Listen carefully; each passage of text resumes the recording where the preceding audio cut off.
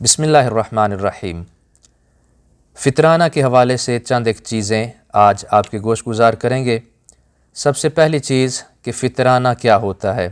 फ़ितराना दौरान रोज़ा हमसे रमज़ान मुबारक के रोज़े रखते हुए दौरान रोज़ा जो हमसे गलतियाँ कोताहियाँ होती हैं, कोई मुँह से बुरे कलिमात निकल जाते हैं, कोई गालम गलोच हो जाती है, कोई बदनज़री हो जाती है, तो इस तरह की जो कोताहियाँ दौरान रोज़ा हम करते हैं, उन कोताहियों के बदले में हम ईद से पहले एक कुछ रकम अल्लाह की बारगाह में सदका कर देते हैं। किसी गरीब को, किसी मिस्कीन को, या जिसे ज़कात लगती है उसे दे देते हैं। इसे फ़ितराना कहा जाता है। फ़ितराना को सदकातुल फ़ित्र या ज़कातुल फ़ित्र भी कहा जाता है। फ़ितराने के हवाले से ये चीज़ जहन में रहे कि एक तो इसका जो सही वक्त है वो ये है कि ईद की नमाज से पहले इसको अदा किया जाना चाहिए।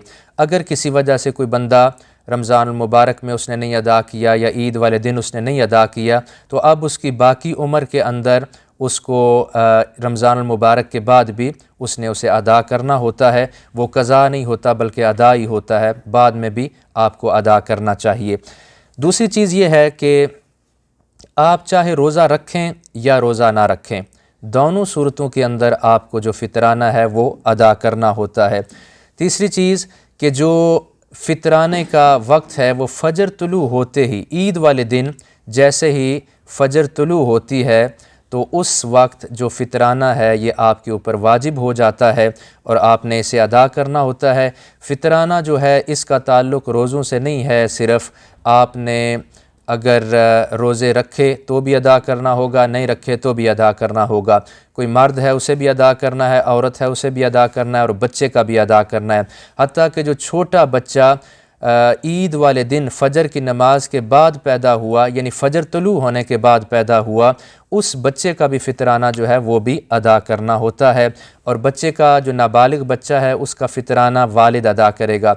अगर वालिद फ़ौत हो गया है तो फिर उसका फ़ितराना उसके दादा को अदा करना होता है, और अगर दादा भी वफ़ात पा गए हैं तो वालिदा के लिए लाजिम नहीं है कि वो बच्चे का जो फ़ितराना है वो उसको अदा करे।